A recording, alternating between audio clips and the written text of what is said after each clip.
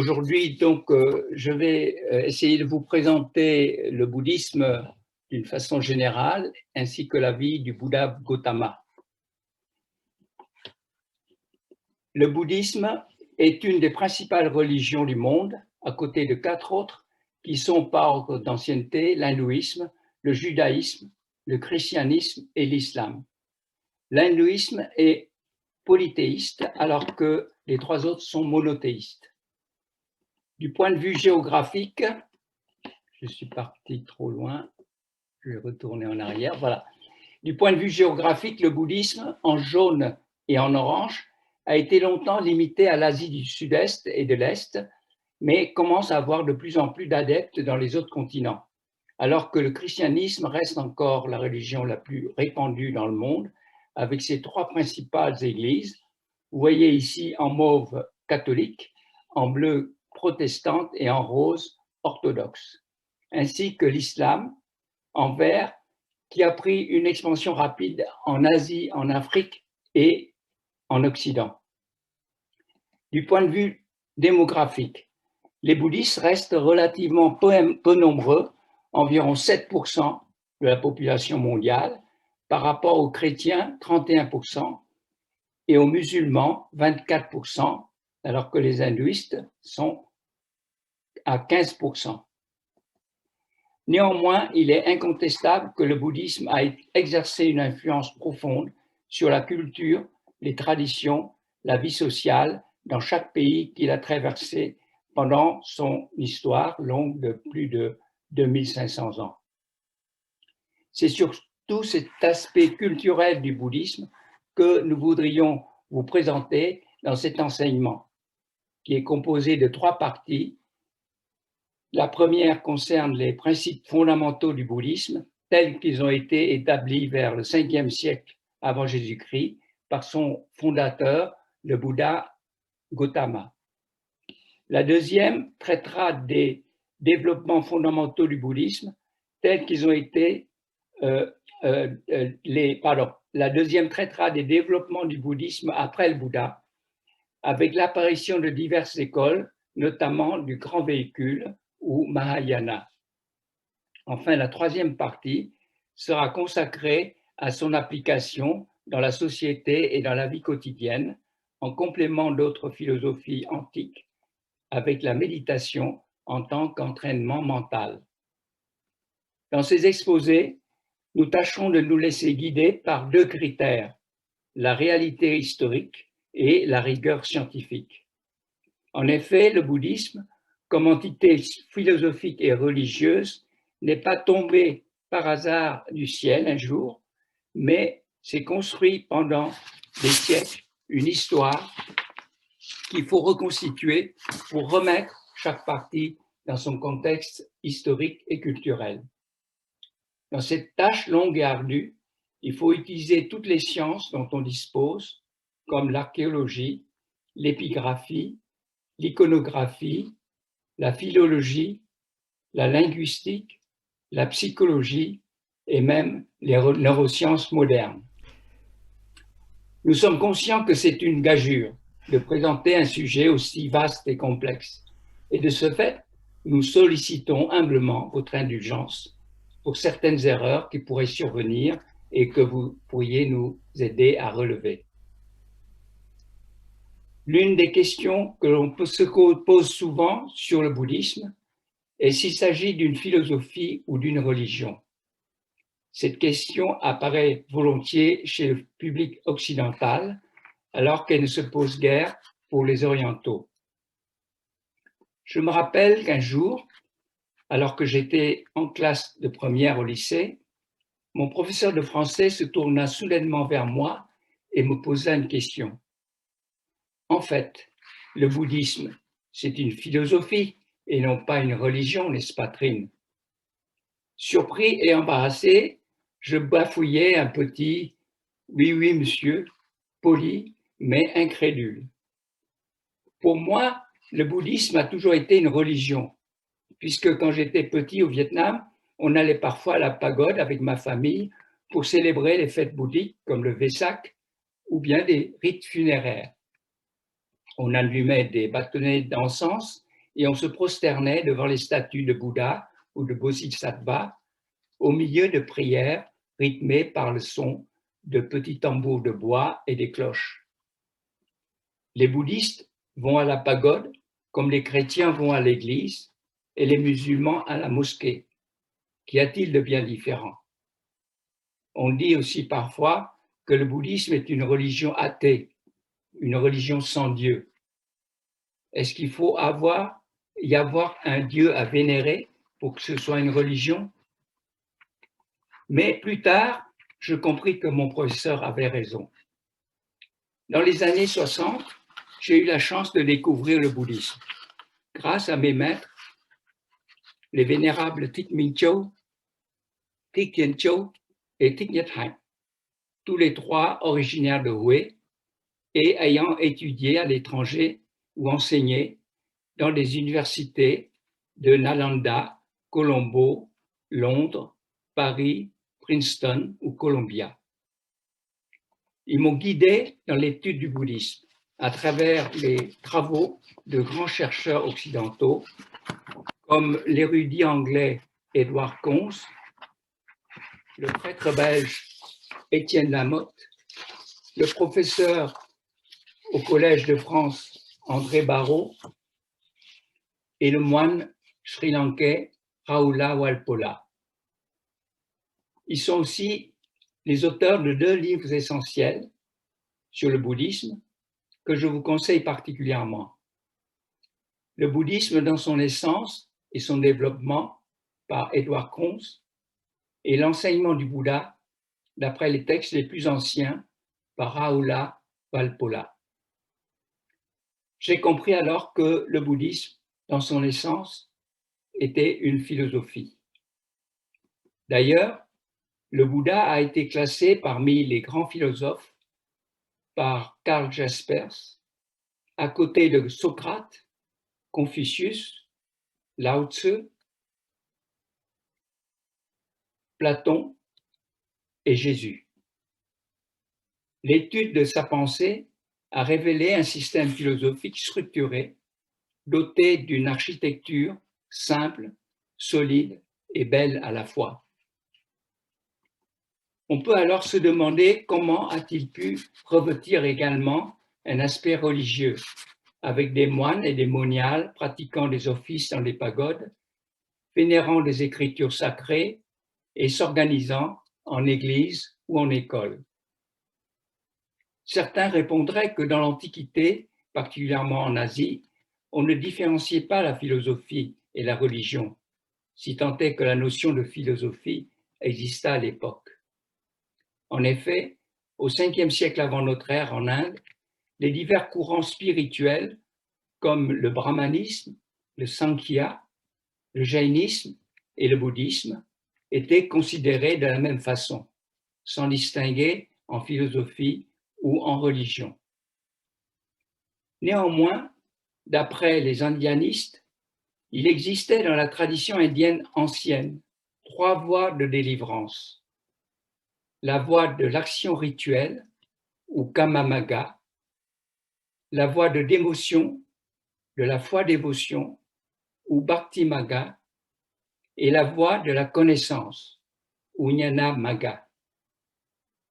Le brahmanisme illustrait les 2 premières voies, c'est-à-dire la voie de l'action rituelle et de la foi-dévotion, alors que le bouddhisme représentait la 3e, la voie de la connaissance. D'ailleurs, le nom de Bouddha vient de la racine Bud en sanskrit, qui veut dire savoir. Le Bouddha est celui qui sait. Ainsi, une voie spirituelle peut être plus religieuse, basée sur la foi-dévotion, comme le brahmanisme, ou bien plus philosophique, basée sur la connaissance, comme le bouddhisme.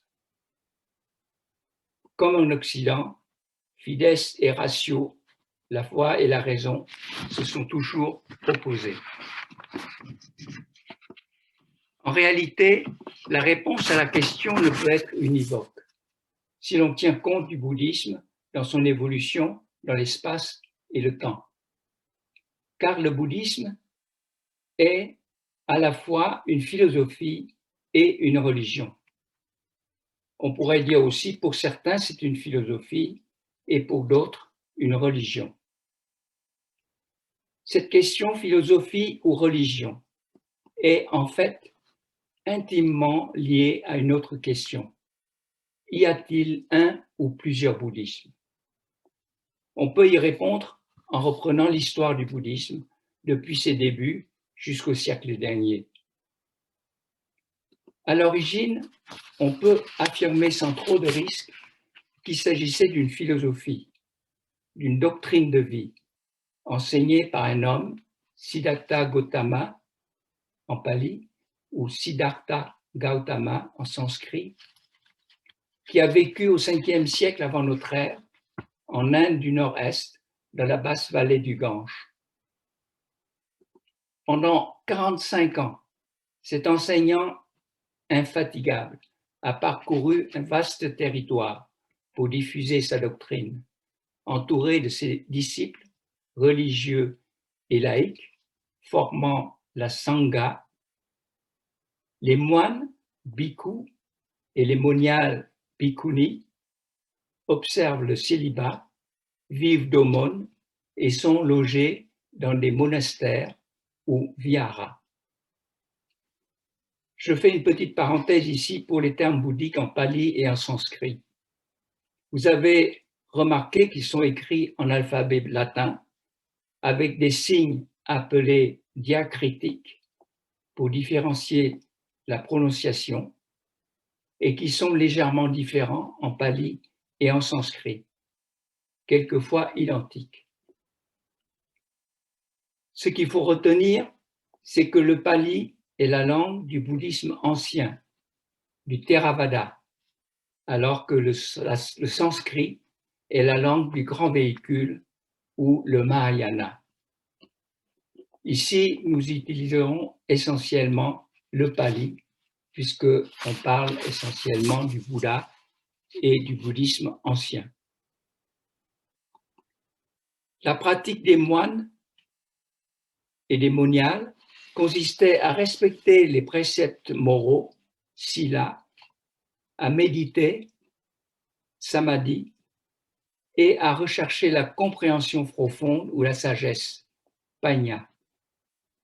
La philosophie bouddhique peut se résumer à l'identification des causes de la souffrance humaine situées en chacun de nous et à l'extirpation de ces causes afin d'aboutir à la cessation de la souffrance. Ce travail sur soi est donc très proche de la psychologie et de la psychothérapie moderne.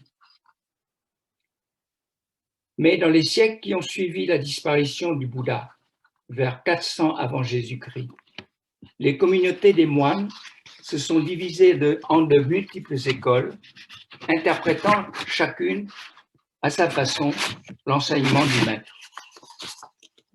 D'abord transmis oralement, puis consigné par écrit en pali, puis en sanskrit, dans les suttas, c'est-à-dire les sermons du Bouddha, et complété par des commentaires ou abhidhamma.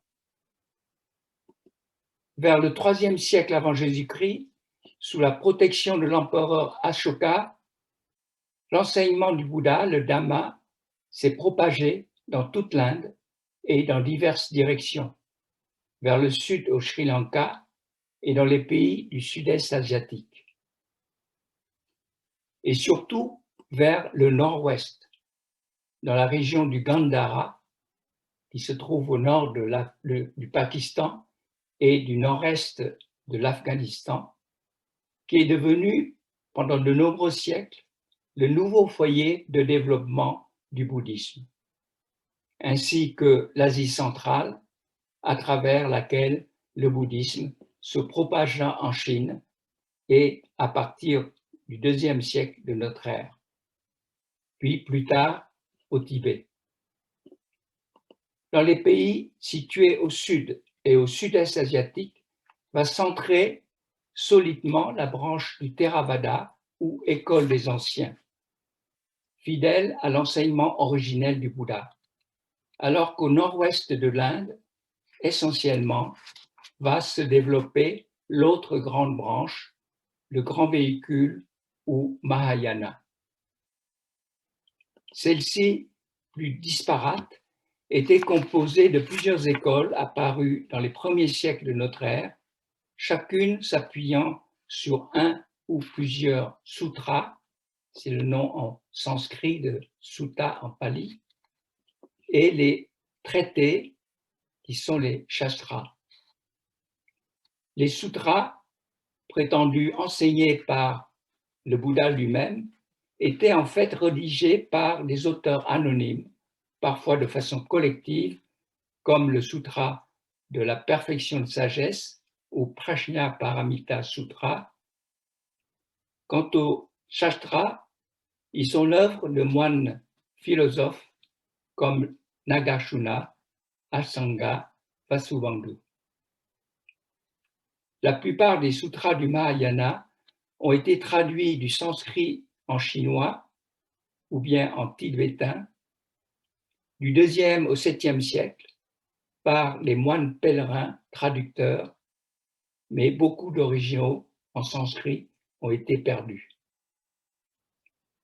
Parmi les écoles du Mahayana créées en Chine, on peut citer l'école de la terre pure ou Qingtu, l'école de la méditation, Chan en Chine, Zen au Japon, Son en Corée, Tien au Vietnam.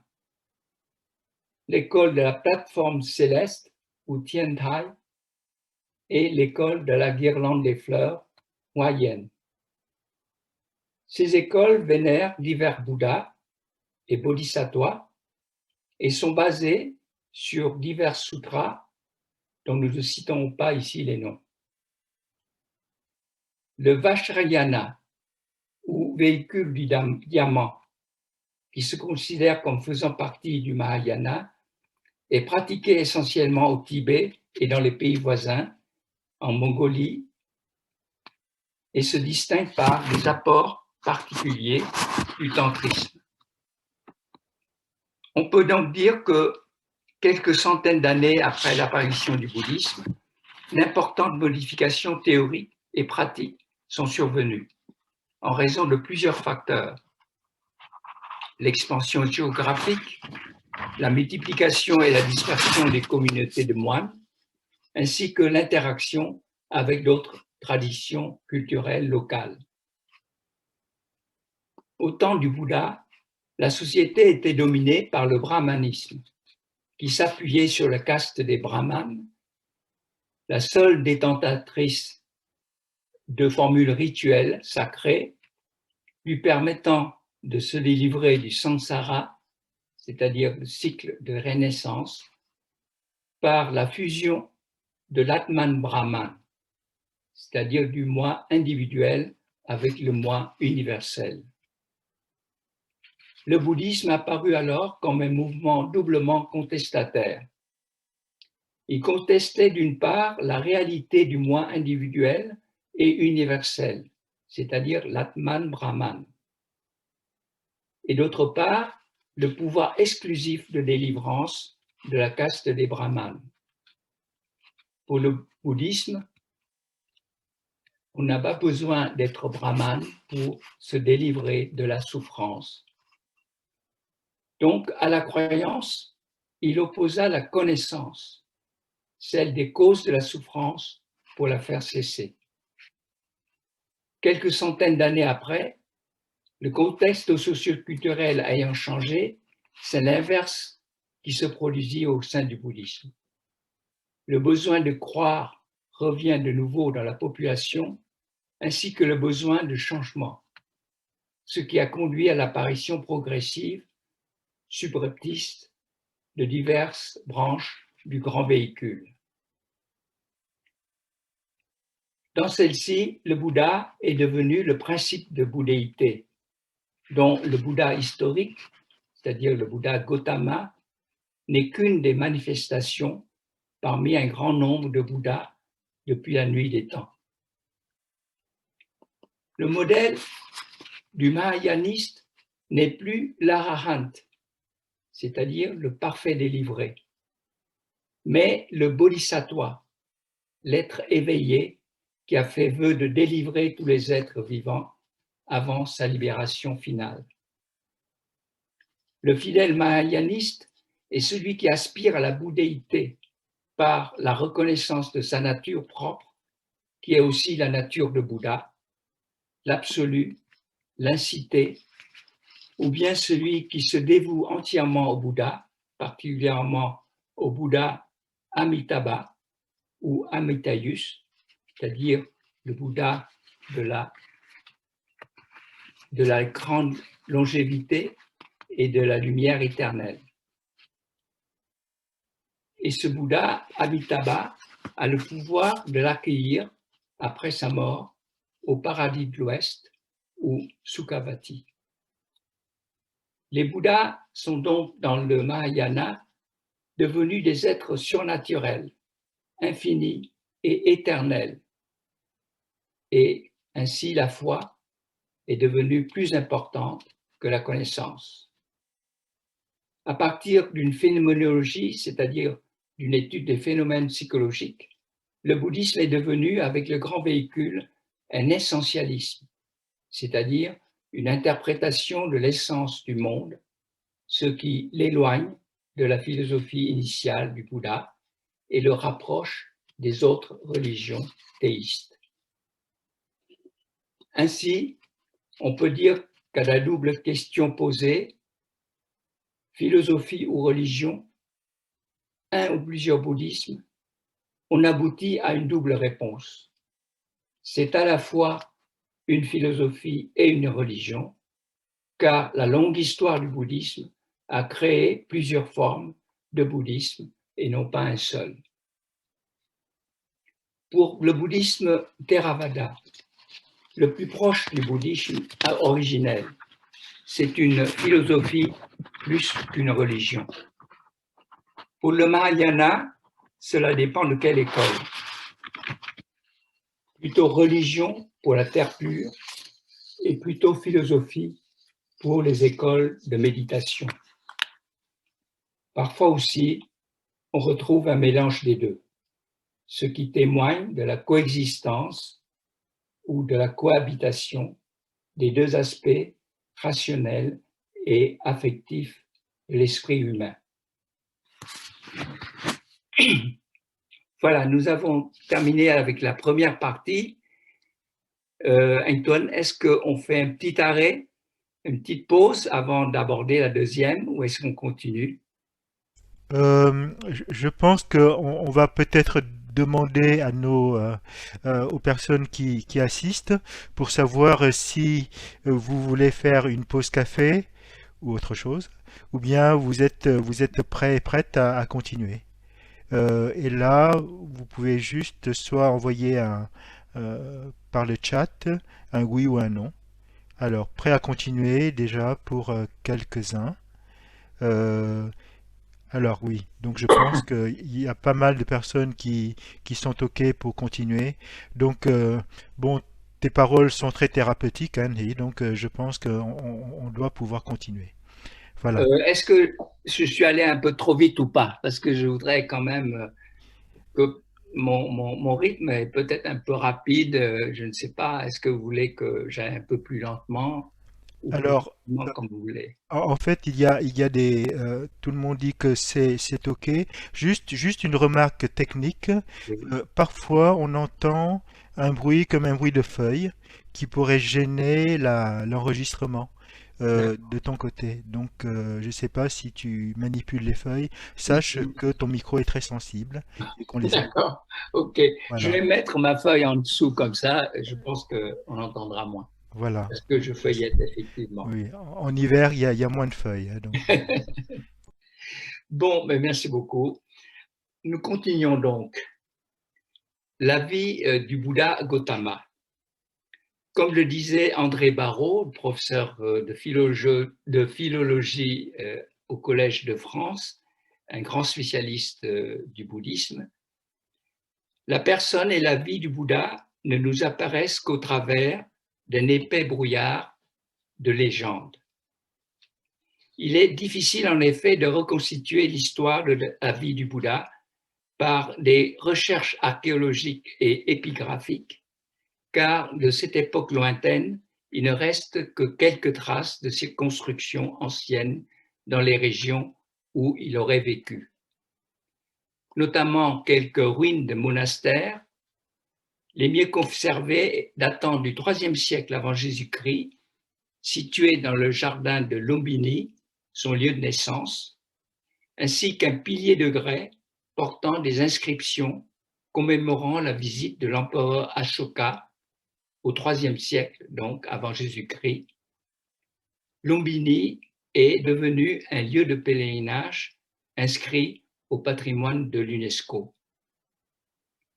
C'est finalement l'étude des textes canoniques en pali, les Nikayas, ainsi que les chroniques du Sri Lanka rédigées au IVe, Ve siècle, qui ont permis de retracer à peu près les différentes étapes de sa vie. La date de naissance même du Bouddha demeure incertaine. Fixée traditionnellement à 560 avant Jésus-Christ, d'après les anciennes chroniques sri-lankaises, cette date a été remise en cause par plusieurs chercheurs sur la base d'autres données textuelles, et remplacée par une date plus tardive, à 480 avant Jésus-Christ. Le Bouddha aurait donc vécu de 480 à 400 avant Jésus-Christ. C'est la date qu'il faut retenir à peu près, avec toutes les incertitudes que cela comporte. Son lieu de naissance était la région du Terai, au Népal, située au pied de l'Himalaya, près de la frontière avec l'Inde.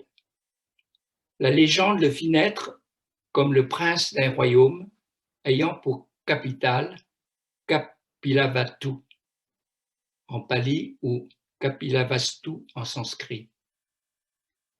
En fait, les études historiques ont montré que Kapilavastu n'était qu'une bourgade dans une petite république dirigée par le clan des Sakya, d'où l'appellation du Bouddha Sakyamuni, le sage des Sakyas, et dont le chef était son père, Suddhodana.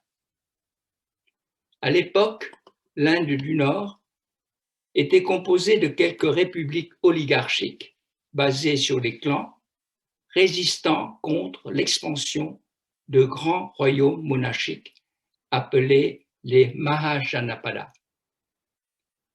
Au temps de Bouddha, il y avait 16 grands royaumes qui sont les 16 Mahajanapada. Les deux plus puissants parmi eux étaient le Koshala, correspondant aujourd'hui à l'État d'Uttar Pradesh, et le Magadha, correspondant à l'État de Bihar. Dans ces deux États, le Kosala et le Magadha, le Bouddha passera la plus grande partie de sa vie. Donc vous voyez ici le Sakya qui était au-dessus, c'est-à-dire au nord de Kosala et adossé à l'Himalaya. Donc Kosala plus au sud et Magadha encore plus au sud et à l'est. Des guerres les opposaient sans cesse. Ces pays, qu'ils soient des petites républiques ou les grands royaumes, et finalement, le pays des Sakyas fut envahi et annexé par le Kosala, malgré l'interposition pacifique du Bouddha, et Kapilavastu fut détruite.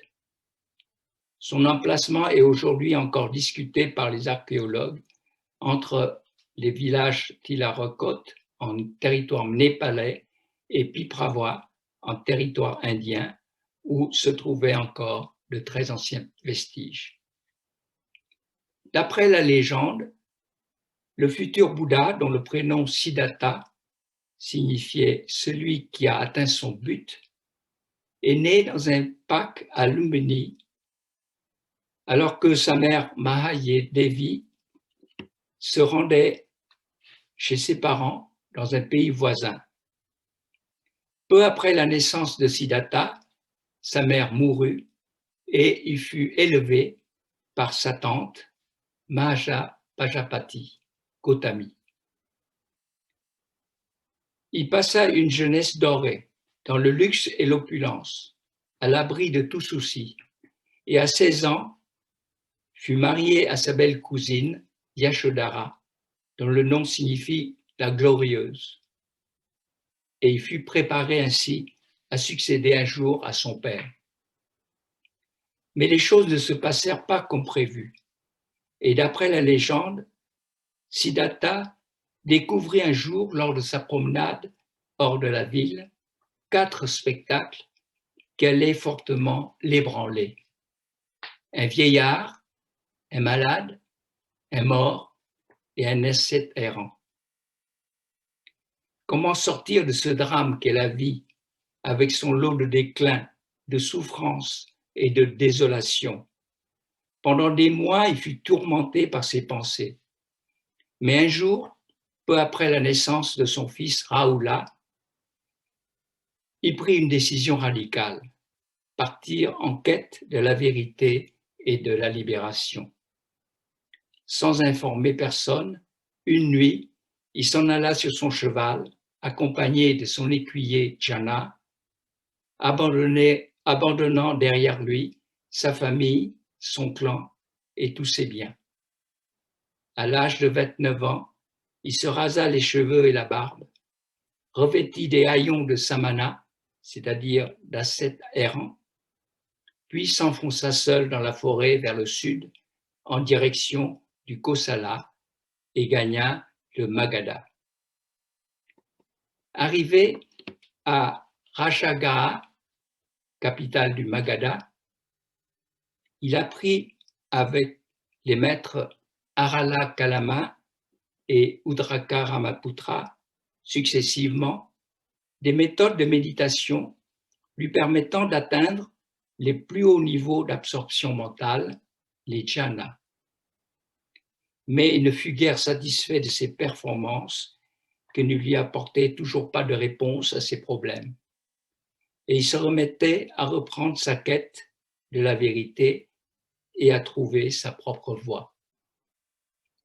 Pendant 5 ans, dans une forêt près du village d'Uruvela, au bord de la rivière Nairanjana, il s'entraînait avec ses 5 autres compagnons à infliger à son corps un ascétisme de plus en plus sévère, en retenant le souffle et en jeûnant de façon prolongée. Un jour, décharné et complètement épuisé, il perdit connaissance et frôla la mort. Heureusement, une bergère passa par là et lui fit boire un bol de lait, ce qui lui permettait de reprendre ses forces. Il comprit alors qu'il ne servait à rien de se torturer ainsi et prit la ferme décision de méditer jusqu'à ce qu'il découvrit enfin la vérité.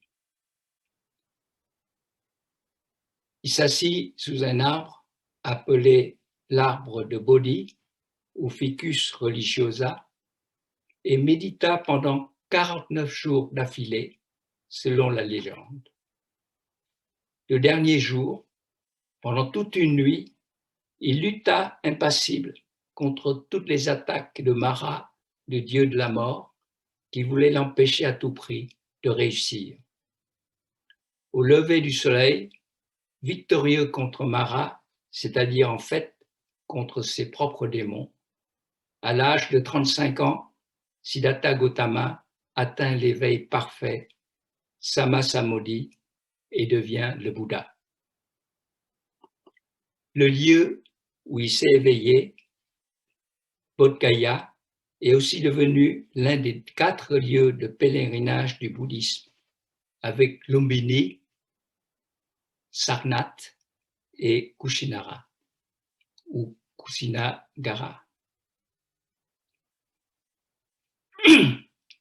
Après son éveil, il lui fallait aussi traduire en pensée, en paroles, cette vérité qu'il a réalisée, qu'il a perçue directement, cette vérité qui était pour lui trop subtile, trop difficile à comprendre aux humains ordinaires, enlisés dans les passions et l'ignorance. Il lui vint alors à l'esprit l'image d'une multitude de fleurs de nénuphars dans un étang, certains encore immergés dans l'eau, d'autres affleurant la surface, d'autres encore s'épanouissant au soleil. Ainsi sont les humains, divers et inégaux. Certains vont comprendre rapidement son message, d'autres plus lentement, d'autres encore resteront impassibles. Mais peu importe, sa décision fut prise et il reprit le chemin en se dirigeant vers le parc des gazelles à Isipatana, aujourd'hui Sarnath, près de Varanasi ou Bénarès, dans l'état d'Uttar Pradesh, afin d'y retrouver ses 5 anciens compagnons qui s'étaient détournés de lui à cause de son abandon de la vie ascétique.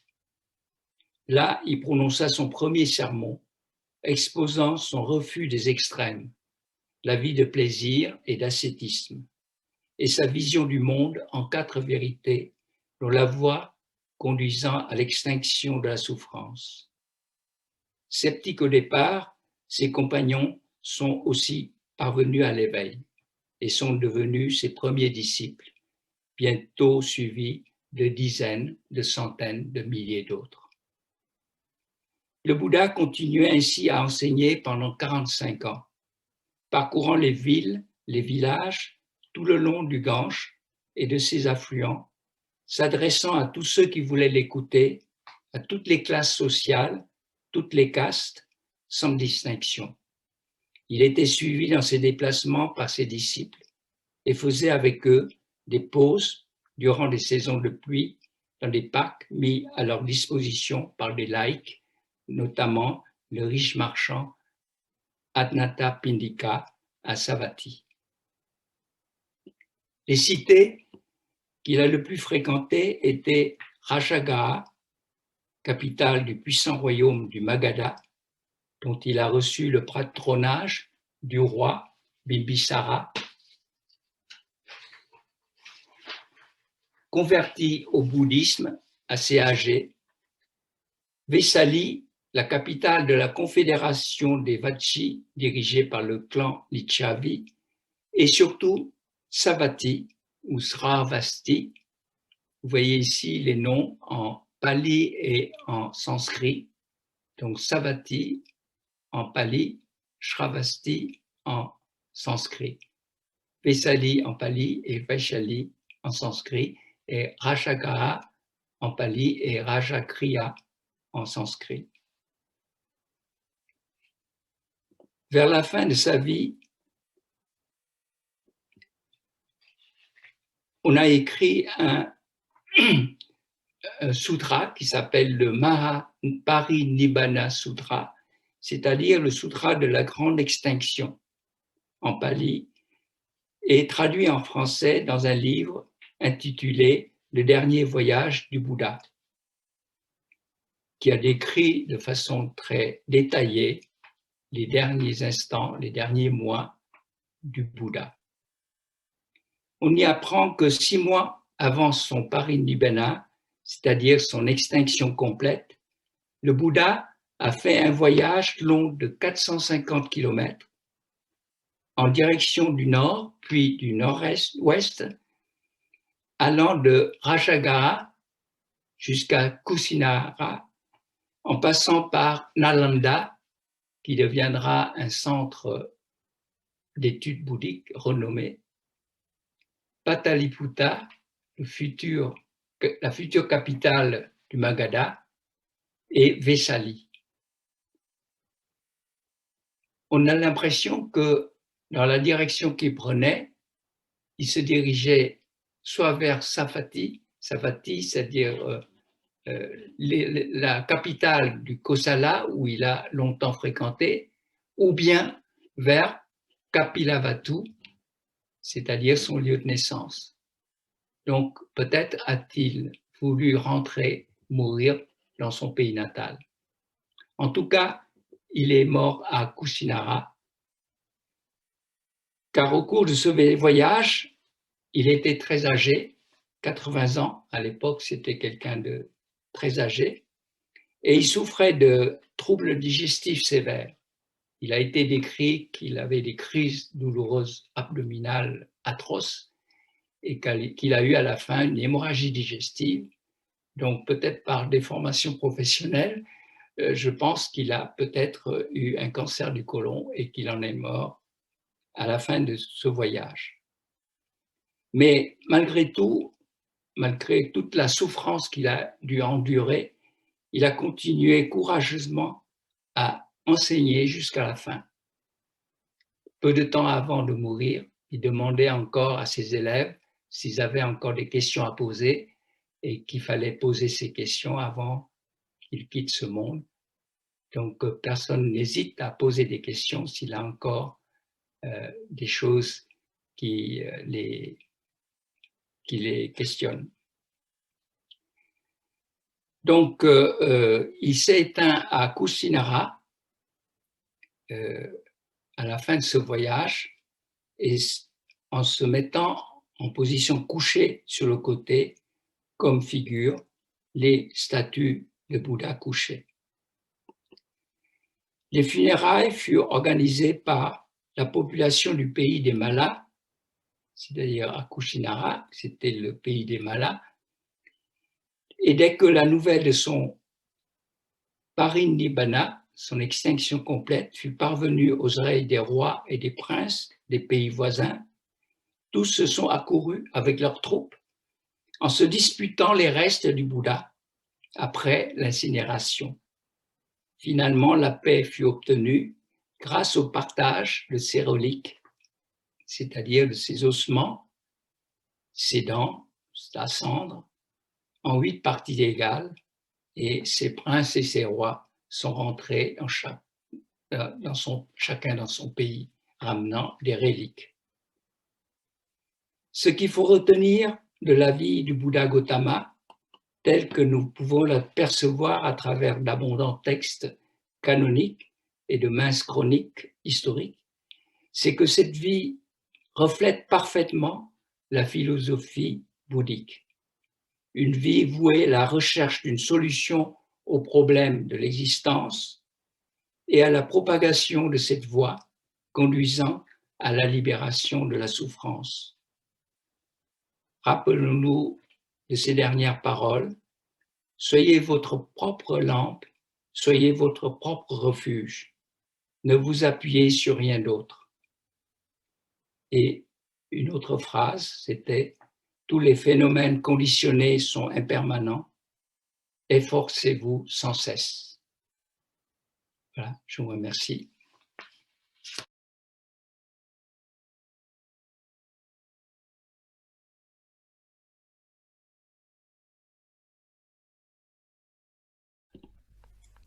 Un ermite errant, si vous voulez, c'est pareil. D'accord. C'est un samana, c'est-à-dire quelqu'un qui a abandonné la famille, qui est parti à la recherche de la vérité, en quête, une sorte de quête spirituelle. Et à l'époque, on s'enfonçait dans la forêt, on partait évidemment tout seul pour trouver un endroit bien calme, à l'abri de tout, enfin à l'écart de la civilisation, comme on dit. Cela permet d'aller à la recherche de la vérité. Et c'était très courant à l'époque. D'ailleurs, le Bouddha a été classé parmi les samanas. Ce courant de samana, c'était un courant très fort qui est apparu à l'époque du Bouddha. Ce sont aussi des gens qui refusent d'accepter la vérité apportée par le brahmanisme qui, à l'époque, était la religion officielle. Donc, ce sont un peu les gens qui ne se contentaient pas de la religion officielle, de la voie officielle, et donc qui sont à la recherche de la vérité. En fait, ce spectacle de l'ascète errant a donné au Bouddha disons, a inspiré le Bouddha parce que après les 3 premiers spectacles, hein, du vieillard, du malade et du mort, il était un peu désespéré en disant que si tout le monde est condamné à mourir, à tomber malade et à vieillir, à mourir et à tomber malade, il n'y a aucune solution. Par contre, quand il a vu cet ascète, même habillé en haillons, mais qui marchait l'air serein, ben, il a trouvé que ce serait une solution pour lui de quitter la famille pour aller à la recherche de la vérité et de la libération.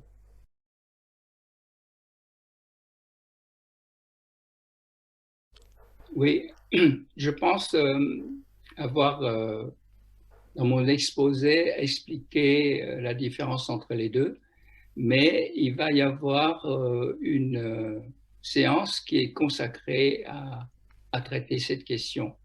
Super. Ce sera dans la deuxième partie consacrée sur les développements du bouddhisme. En gros, le petit et le grand véhicule sont des dénominations qui ont été données lorsque le mouvement dit du grand véhicule est apparu. Pourquoi grand véhicule? Parce que ce sont des gens qui disent que la voie ancienne, la voie des personnes, on appelle des vieux, des Theravadas, Thera, ça veut dire vieux, ancien, c'est le mot en pali correspondant à Stavira, signifie la même chose. Donc la voie des anciens, c'est une voie qui est plutôt égoïste, renfermée sur soi-même. C'est pour se délivrer soi-même. On cherche surtout par une discipline mentale à atteindre la délivrance, mais pour soi-même. Et le Mahayana, lui, prétend être pour les autres également. Donc, ce serait un grand véhicule, comme un grand radeau, parce qu'à l'époque, on se déplaçait pour traverser les fleuves, tout ça, dans un radeau. Donc, le yana, c'est plutôt, ça signifie véhicule, et aussi radeau. Donc, ce sera un grand radeau, un grand bac, si vous voulez, qui permet à beaucoup de personnes de traverser. Alors que l'ancienne voie, la voie des anciens, c'est un petit véhicule, un petit radeau qui ne permet qu'à un petit nombre de personnes de passer. Donc, évidemment, quand on se prétend Mahayana, ça veut dire qu'on prétend avoir un but plus généreux, alors que le petit véhicule, c'est petit. Donc, en fait, c'est un nom qui a été donné par les mahayanistes pour désigner le véhicule des anciens. Et on ne devrait pas utiliser le terme Hinayana, c'est-à-dire petit véhicule, mais plutôt Theravada, c'est-à-dire la voie des anciens, le véhicule des anciens, l'école des anciens. Voilà. Très Alors, bien. la différence, c'est que l'un, c'est une école ancienne, hein, c'est-à-dire on applique les préceptes du Bouddha, les principes, la voie du Bouddha, alors que le Mahayana se base sur les sutras qui sont apparus après, à partir des premiers siècles de notre ère, sont apparus les sutras du Mahayana. Et donc, cette différence, ça tient essentiellement sur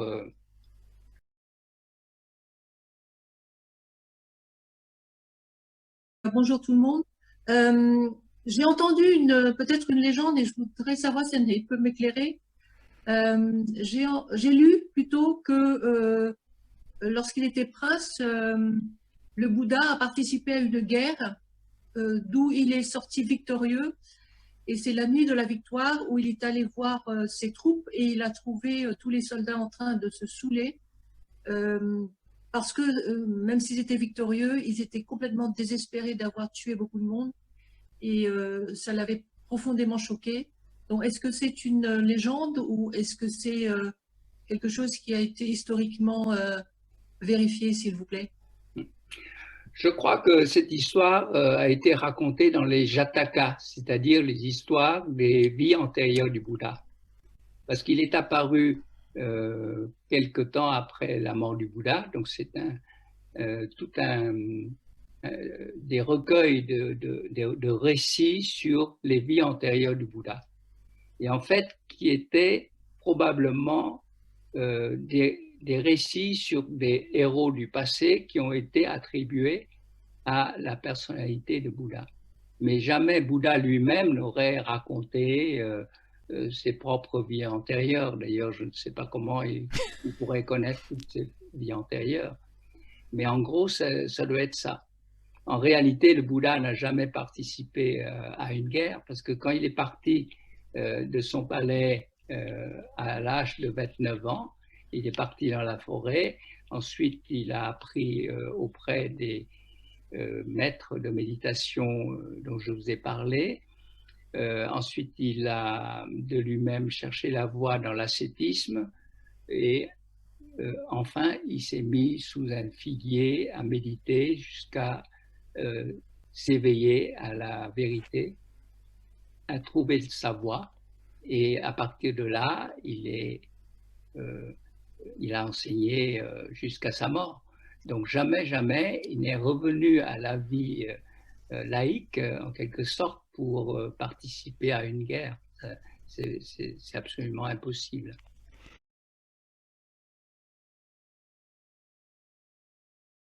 Le bouddhisme tibétain, c'est le bouddhisme du Vajrayana, c'est-à-dire du véhicule du diamant. Et en principe, le véhicule du diamant dit qu'il appartient au Mahayana. Le Dalai Lama lui-même a bien insisté dessus, c'est que le bouddhisme tibétain n'est pas une branche en dehors du Mahayana, mais est à l'intérieur du Mahayana, du grand véhicule. D'ailleurs, sur le plan historique, le Tibet est un des pays où le bouddhisme est arrivé le plus tard, le plus tardivement. Par rapport, par exemple, même au Vietnam, le bouddhisme est arrivé dans les premiers siècles de notre ère, alors qu'au Tibet, c'est seulement à partir du 5e, 7e siècle, plus exactement, parce qu'au 5e, il y a eu quelques tentatives de diffuser le bouddhisme, mais c'était surtout à partir du 7e siècle. Donc 7e siècle, c'est très tard par rapport au bouddhisme originel. Parce qu'il y a 5 siècles déjà avant, plus 7, vous voyez, ça fait 12 siècles après le Bouddha. Donc ce ne peut être qu'un bouddhisme du mouvement, disons, on pourrait dire réformiste, mais enfin, il y a beaucoup de gens qui vont sûrement tiquer sur ce terme, qui est un mouvement qui est apparu très tard après le Bouddha. Donc, le bouddhisme tibétain, c'est le Vajrayana et il fait partie du Mahayana.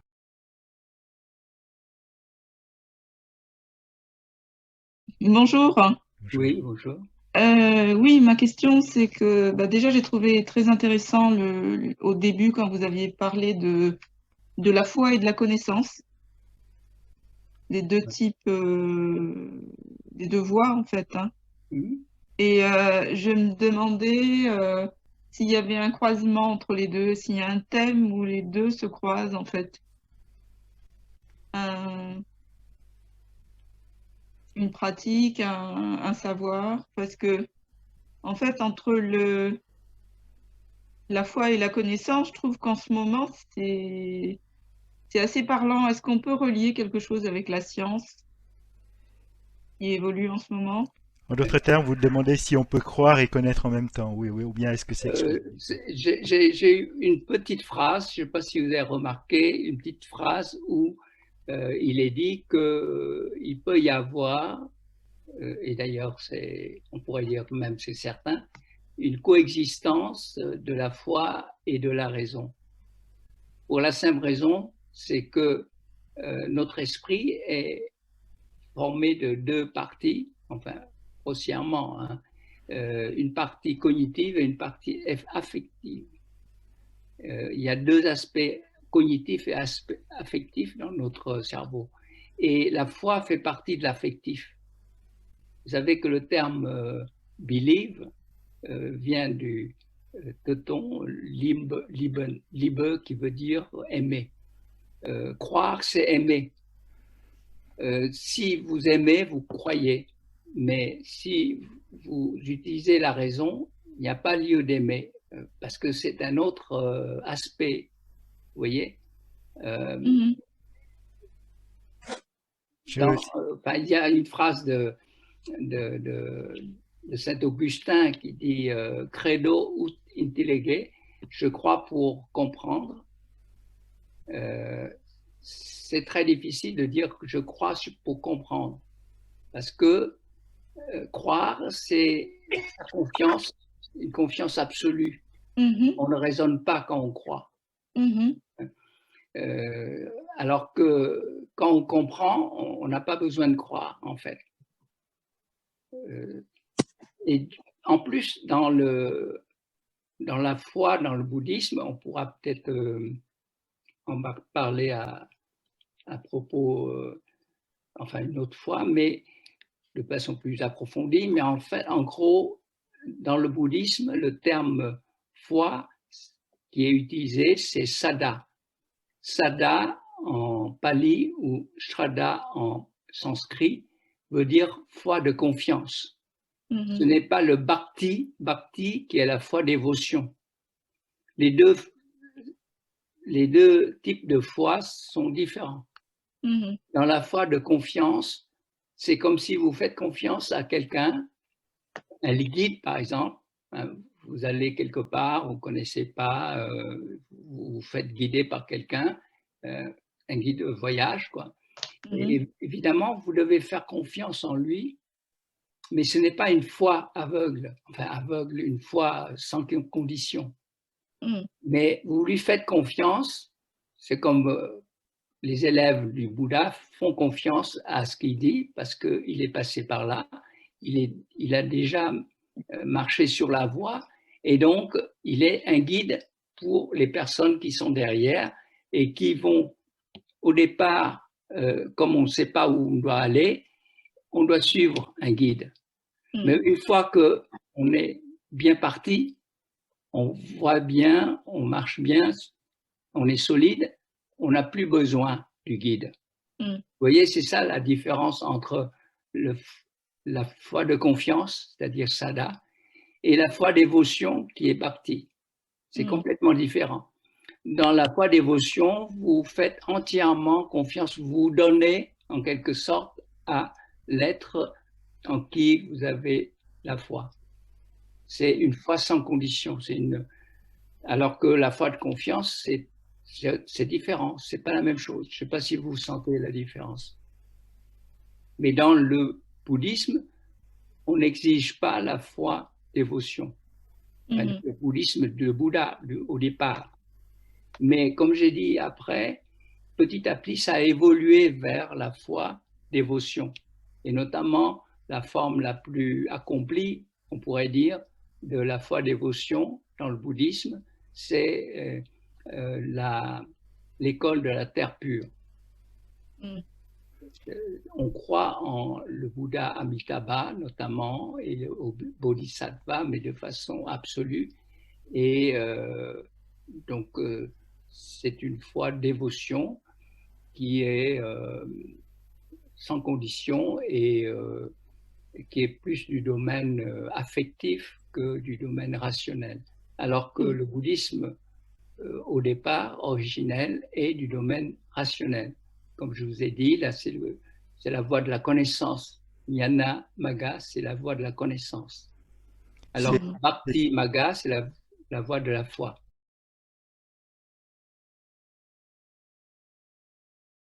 Ce sont des moines de Hui et qui viennent de la lignée Liu Quan. Liu Quan, c'est un patriarche de Hui dans la branche du Tien. Tien, c'est-à-dire le Chan, l'école de méditation.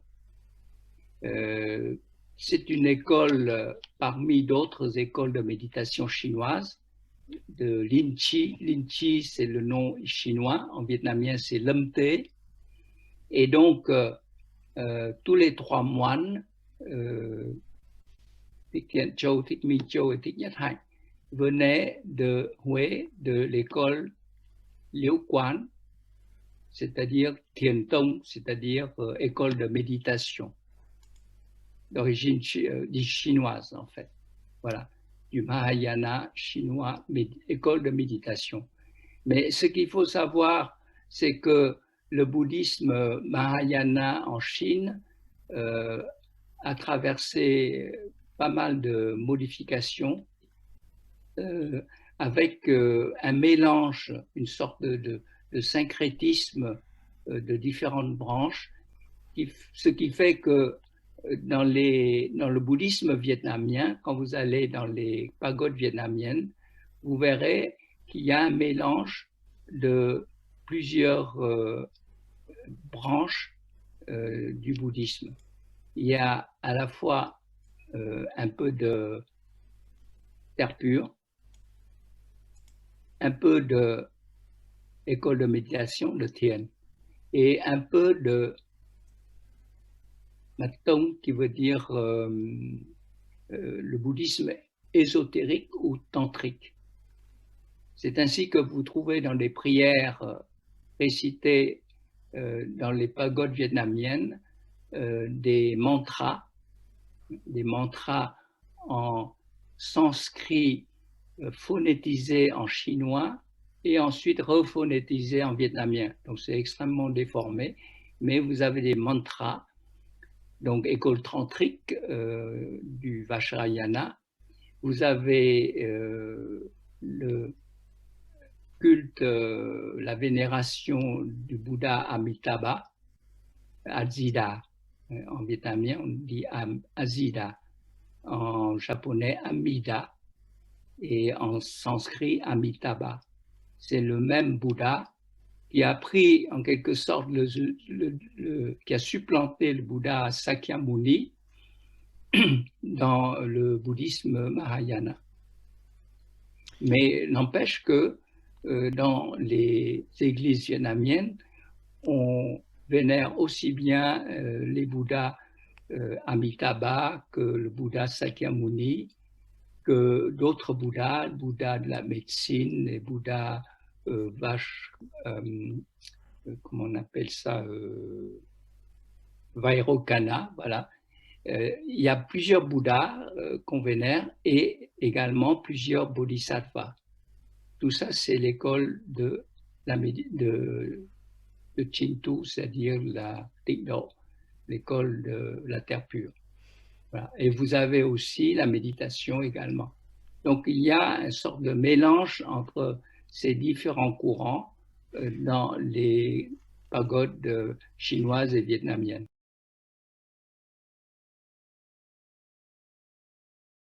Oui, bonjour tout le monde. Oui, bonjour. Oui, je suis un peu confuse au point de vue chronologique. On dit que le Bouddha a enseigné sur le monde vautour le sutra de Bhaknya et Kinfa Phwa, alors que dans l'exposé, vous avez dit que j'ai compris que le Kinfa Phwa a été développé par les moines de l'école des fleurs. Alors, c'est l'école des fleurs qui a repris l'enseignement du Bouddha ou alors il y a une erreur chronologique? Est-ce que je me suis bien exprimée? Oui, oui. Pour le monde vautour, c'est simplement un lieu où le Bouddha a beaucoup enseigné, c'est à Rajagaha, alors que dans l'autre endroit où il a beaucoup enseigné, c'était dans le jardin de Jeta du laïc Anadipitaka à Savatthi. Enfin, peu importe. Ce sont des lieux historiques hein, dont le Bouddha a enseigné, où le Bouddha a enseigné. Et souvent, les gens, dans les sutras, mettent ces noms-là pour, en quelque sorte, donner un saut d'authenticité à cet enseignement. Et en fait, c'est tout à fait faux parce que tout le monde peut mettre, peut écrire un sutra et puis mettre que le Bouddha a enseigné au Mont Vautour, dans la forêt de Cheta, etc. Ça ne témoigne en rien de l'authenticité du sermon de Bouddha. En tout cas, il a été démontré, et il y a Edward Conze, qui est un grand érudit anglais, spécialiste justement dans le sutra Prajnaparamita. Il a mis 40 ans à étudier ce sutra et il a dit très clairement que ce sutra a été écrit par un certain nombre de moines, probablement dans la région du Gandhara, là justement, et que ça a été écrit entre le début de notre ère, c'est-à-dire à peu près 0, l'an 0, jusqu'à 10 siècles après. Parce que ce sont des moines qui ont écrit au départ, ensuite ils ont corrigé, ils ont rajouté des choses, etc. Il y a eu 3 phases d'écriture de ce grand sutra. Les plus longs sutras, qu'on appelle les sutras de 100 000 lignes, de Prajnaparamita, font à peu près 600 volumes. C'est-à-dire que si vous écrivez tous ces sutras, vous mettez ensemble, ça fait 600 volumes. Donc c'est énorme. C'est un des plus volumineux sutras qui soit. Mais il y a eu aussi une phase de contraction des sutras. C'est-à-dire on a fait des sutras beaucoup plus courts. Et les plus courts des sutras sont le sutra du diamant et le sutra du cœur. Le sutra du cœur est très court, il n'y a que 64 lignes, vous voyez, c'est très très court. Le sutra du diamant, c'est 300 lignes. Alors à côté des sutras qui font 100 000 lignes, évidemment, ils sont vraiment particulièrement courts. Donc le sutra du diamant, ça a été à peu près écrit vers les premiers siècles, 2e, 3e siècle, alors que le sutra du cœur est celui qui est apparu le plus tard, hein, vers le 6e, 7e siècle. Donc tout ça, c'est extrêmement loin du Bouddha. Vous voyez, il faut rajouter 5 siècles de plus. Vous voyez que ces sutras sont apparus très tardivement. Et c'est pour cela que ça ne peut pas être écrit par le Bouddha, et tout le monde est d'accord là-dessus. Tous les spécialistes, les chercheurs sont d'accord là-dessus. Pour le sutra du lotus, c'est la même chose. Ça a été apparu, c'est apparu à peu près au début de notre ère. Et donc, avant, il n'y avait aucune trace de ce sutra. Et il est devenu très populaire parce qu'il est écrit de façon très simple, avec des exemples très concrets, ce qui fait que c'est un des sutras les plus populaires du Mahayana.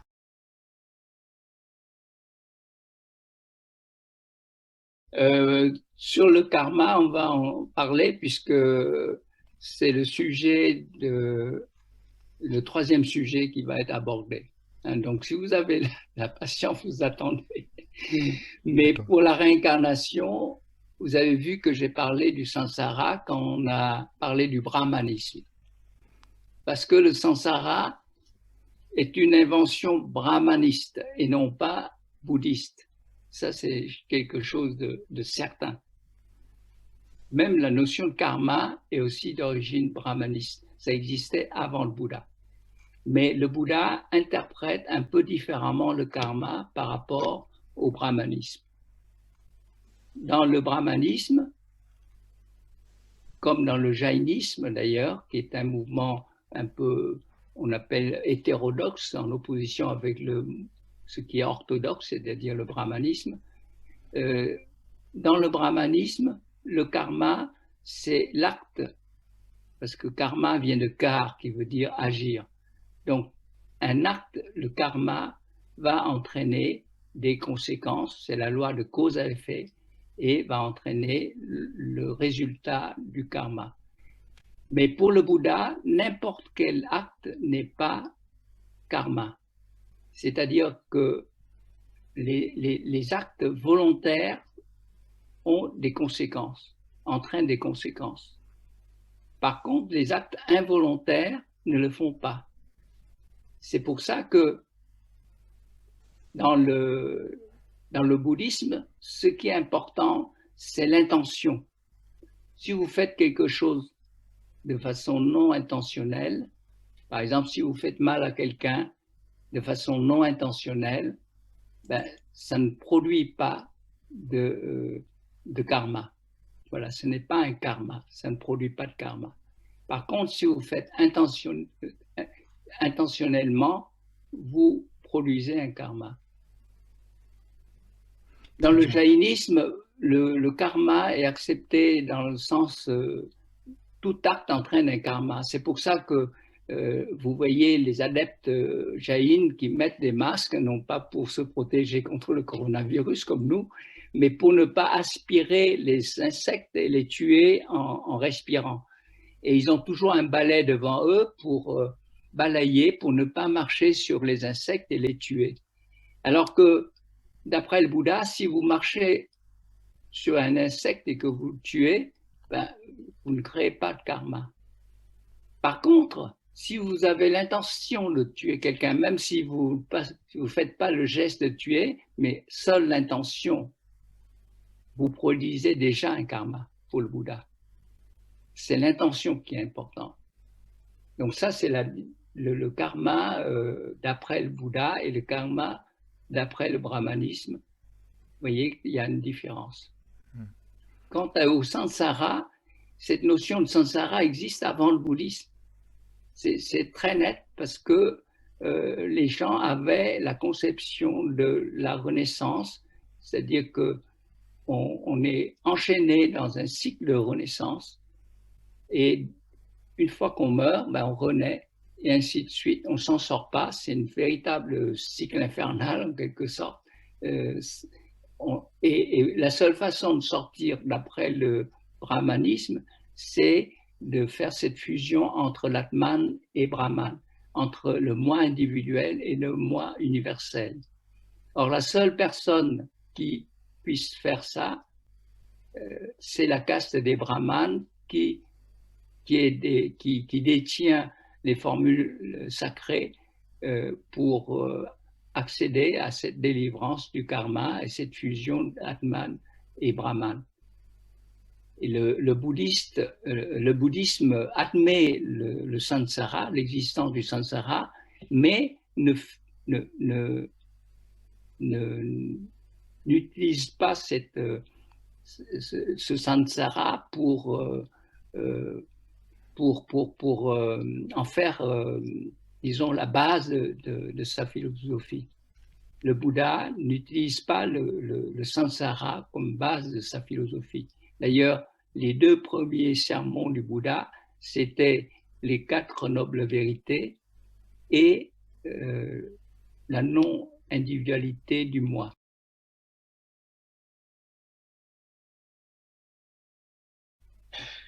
Je ne sais pas très bien comment répondre parce que classiquement, on dit que le Mahayana est majoritaire. J'avais un schéma où on disait que le Mahayana, c'est au moins 50% de tous les bouddhistes, alors que les Theravada, il y en a moins, et le Vajrayana encore moins. Et en fait, je crois que on se base essentiellement sur la démographie, la population. Effectivement, les pays où on pratique le Mahayana sont les pays les plus peuplés, c'est-à-dire la Chine, déjà, la grosse masse chinoise, et puis le Japon, la Corée, le Vietnam, etc. Alors que les pays où on pratique le Theravada sont beaucoup moins peuplés. Vous avez le Sri Lanka, la Birmanie, la Thaïlande, le Cambodge, le Laos, etc. Et les pays où on pratique le Vajrayana sont encore moins peuplés. Voilà. Mais en fait, c'est difficile de voir si effectivement les gens pratiquent le bouddhisme plus en Chine que dans les pays du sud-est asiatique. J'ai même l'impression que c'est le contraire. Après avoir été voyager dans ces pays d'Asie, j'ai l'impression que les pays où on pratique le Theravada, le petit véhicule, hein, comme on disait, sont plus, disons, pratiquent plus le bouddhisme dans la vie quotidienne que les pays qui pratiquent le grand véhicule. C'est mon impression personnelle. Très bien. Là maintenant, j'ai deux questions, des dilemmes. Une première question courte, qui dit qu'il est désolé, mais il n'a pas noté l'intitulé de la voie dite de la connaissance. La voie de la connaissance. Oui. L'intitulé, ah oui, c'est Jnana. Jnana, ce qui veut dire connaissance. En sanskrit, c'est Jnana, il y a un J devant. Et en pali, il y a un N avec un petit truc un peu comme sur Canyon, vous voyez, ce qui fait qu'on prononce Jnana. Jnana veut dire connaissance. La voie de la connaissance, c'est donc Jnana Magga. Magga veut dire la voie.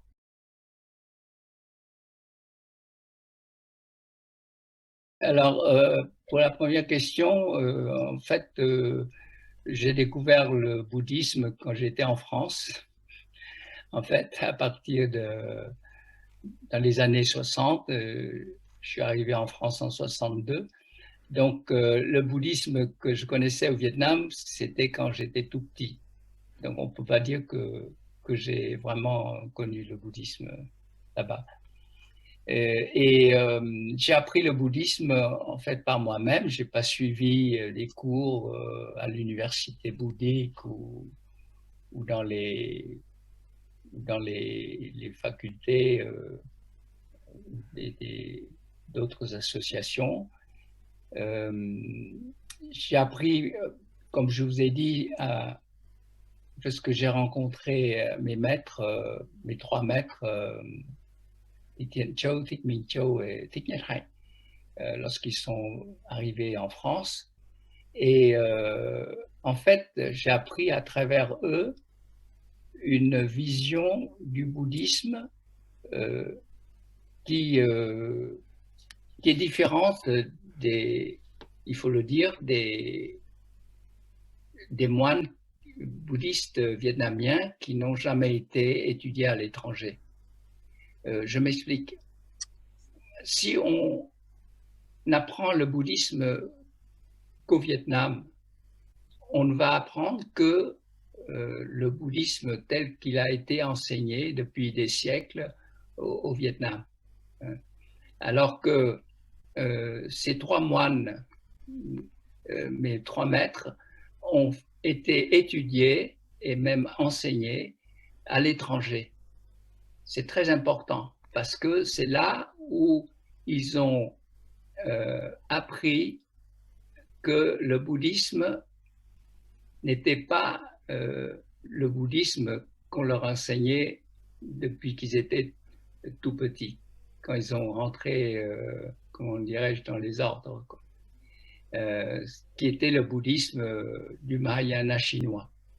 Ils ont découvert, par exemple, quand ils sont passés à Nalanda ou à Colombo, ou en Occident, dans les différentes universités où on enseignait le bouddhisme, c'est là où ils ont appris vraiment que le bouddhisme avait des racines indiennes, qu'il fallait aller à la source, disons, pour apprendre le bouddhisme. Et donc, oui, alors c'est pour ça que j'ai appris surtout dans les livres, je suis un petit peu autodidacte. Et quant à mon affiliation, je suis membre de l'Association des bouddhismes vietnamiens de France, qui a été fondée par le vénérable Thich Thien Châu, qui était le vénérable fondateur de la pagode de Chuk Lam ou de l'Institut bouddhique Chuk Lam. À vrai dire, je les ai connus lorsqu'il y a eu les événements qui ont bouleversé le bouddhisme et aussi qui ont beaucoup changé les choses au Vietnam. C'était en 1963, quand il y a eu cette crise entre les bouddhistes et le gouvernement maudisien. 63, voilà.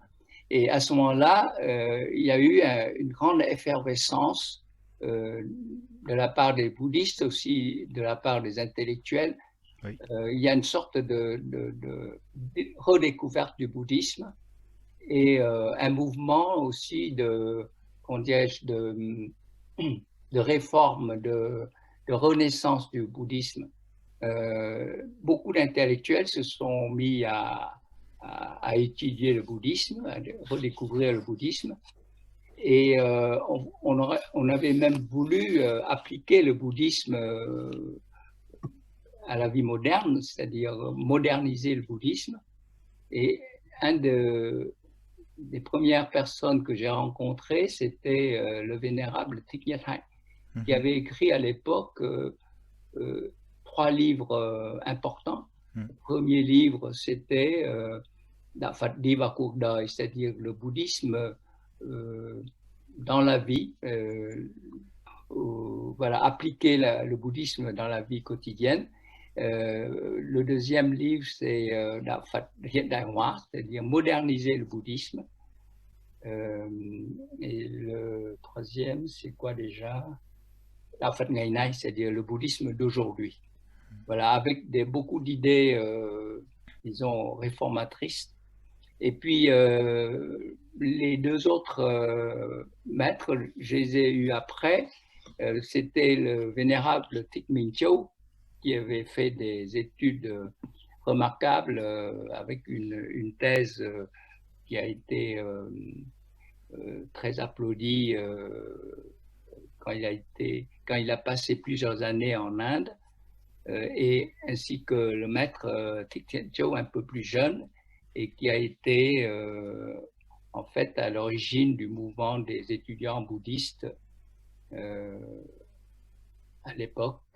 On était des jeunes étudiants, on le suivait un peu dans l'esprit d'essayer de réformer le bouddhisme et de le faire appliquer à la vie quotidienne, le moderniser.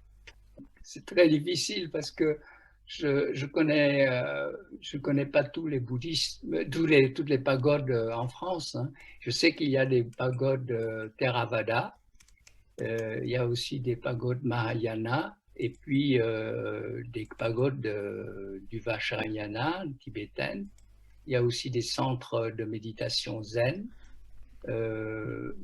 Mais au niveau vietnamien, je peux dire simplement qu'il y a 3 grandes pagodes dans la région parisienne. C'est la pagode Kreng Anh à Bagneux et à Évry, qui sont vraiment des pagodes Mahayana, hein, c'est très clair.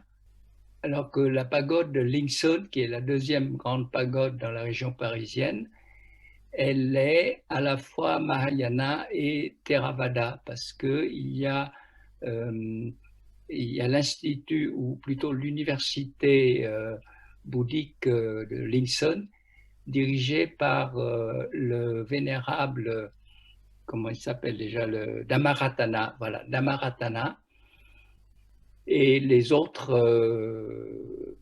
vénérables bouddhistes vietnamiens pratiquent plutôt le Mahayana.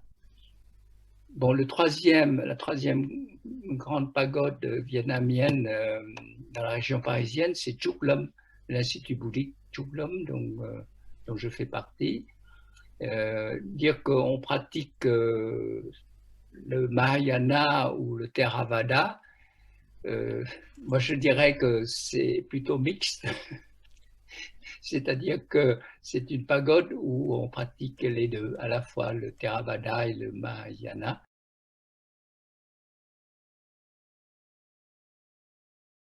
Oui, alors ma question est le fait que les écoles, enfin, le bouddhisme a été séparé en Theravada, Mahayana, tout ça. On peut considérer ça comme un schisme ou alors c'est juste une évolution sociétale? Oui, alors le schisme a eu lieu effectivement après les conciles, le premier, après le deuxième et le troisième concile. Alors, on ne va pas aller dans le détail, mais après la mort du Bouddha, il n'y a pas eu de successeur. Et donc, on a réuni, enfin l'aîné des élèves de Bouddha, a réuni tout le monde dans un premier concile, 3 mois après la mort du Bouddha. Ils ont essayé de unifier l'enseignement du Bouddha, mais à l'époque, il n'y avait pas encore d'écriture, ce qui fait que tout cela a été récité et retenu dans la mémoire, et ceci pendant 200 ans.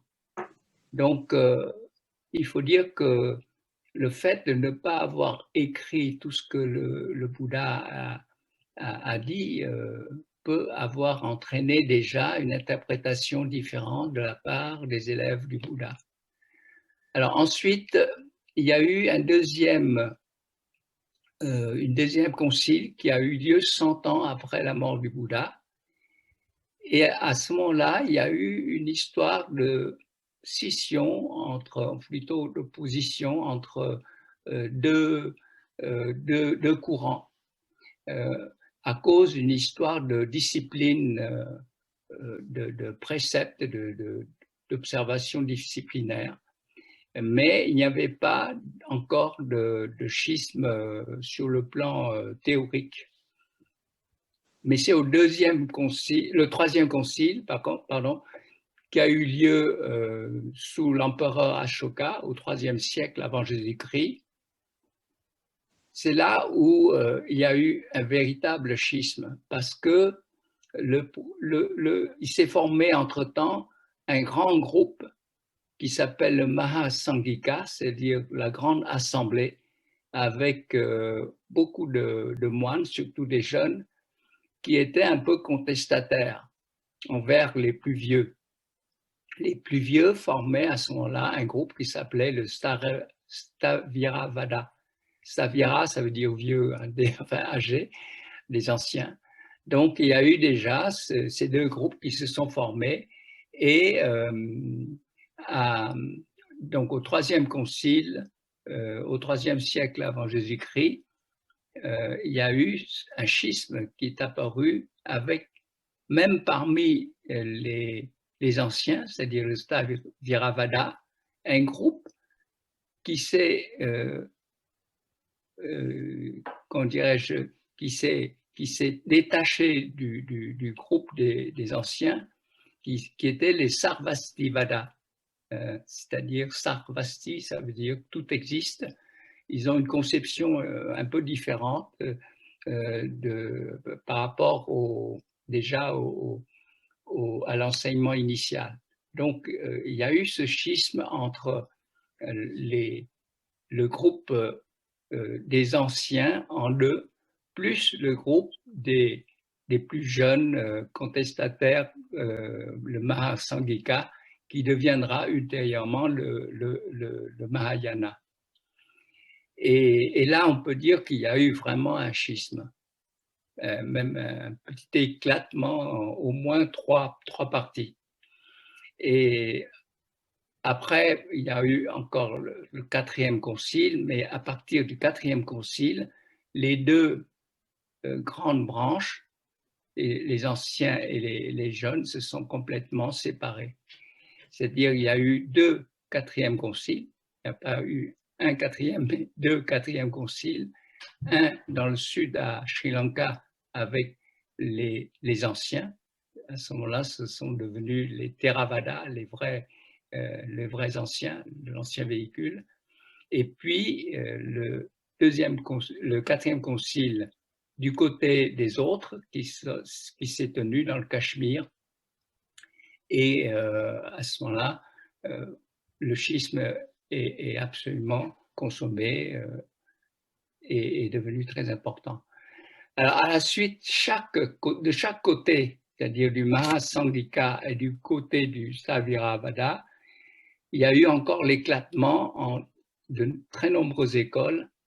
Il y a eu 18 écoles en tout, du côté du Sthaviravada, et presque autant de l'autre côté, ce qui fait qu'on peut dire qu'à un moment, il y a eu, on pourrait dire, une trentaine d'écoles qui sont apparues. C'était un véritable éclatement du bouddhisme. Et c'était à partir à peu près du début de notre ère.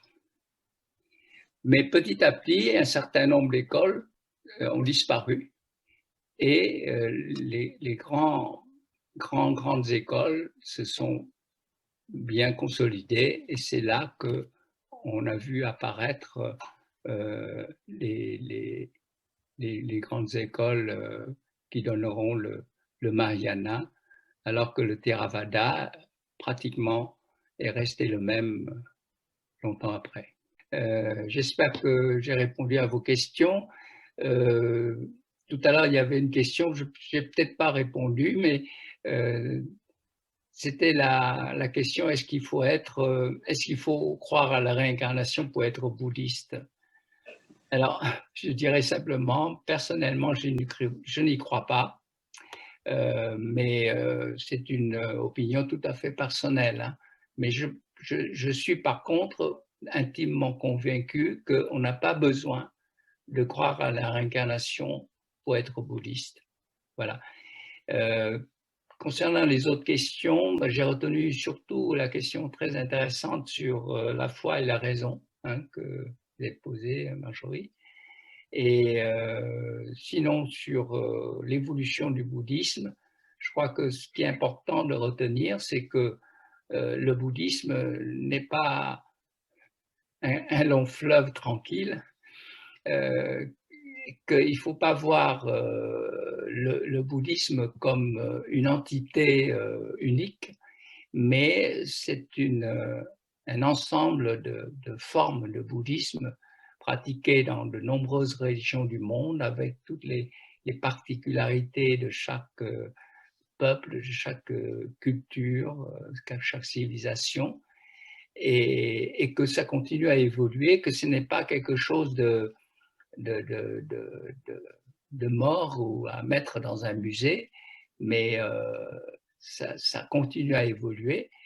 Et même notre apprentissage du bouddhisme, nos connaissances sur le bouddhisme continuent aussi à évoluer. Personnellement, j'ai beaucoup évolué, même dans les dernières années. Et donc, si ça vous intéresse, le bouddhisme, essayez de continuer à comprendre, parce que ça me paraît important de comprendre le bouddhisme plutôt que de croire. D'ailleurs, si nous faisons notre enseignement, nos conversations sur le bouddhisme, c'est parce que nous avons envie de comprendre, de connaître et de comprendre, et c'est ça qui est important. Sinon, c'est pas la peine, il suffit de se prosterner devant le Bouddha, d'allumer de l'encens ou de se réciter de prières, mais ce n'est pas là, je crois, le plus important dans le bouddhisme. D'ailleurs, je vous ai rappelé les dernières phrases du Bouddha, qui disait que finalement, ce qui est important, c'est de persévérer, à comprendre et à suivre une voie de façon à améliorer le mieux que possible notre vie ainsi que la vie d'autres personnes. Voilà. La prochaine fois, nous traiterons du contexte socio-culturel de l'apparition du bouddhisme. C'est quelque chose de très important, je pense. Pour comprendre le bouddhisme, il faut bien connaître le contexte historique, c'est-à-dire culturel et social, socio-culturel, pour bien la comprendre. Et la deuxième chose qu'on va aborder aussi, ce sont les langues utilisées dans le bouddhisme ancien. C'est très peu traité, mais je crois que c'est important de connaître un petit peu sur ces langues, le pali, le sanskrit, qu'est-ce que c'est, de façon à pouvoir lire un peu, connaître les termes du bouddhisme, les définitions, tout ça c'est important.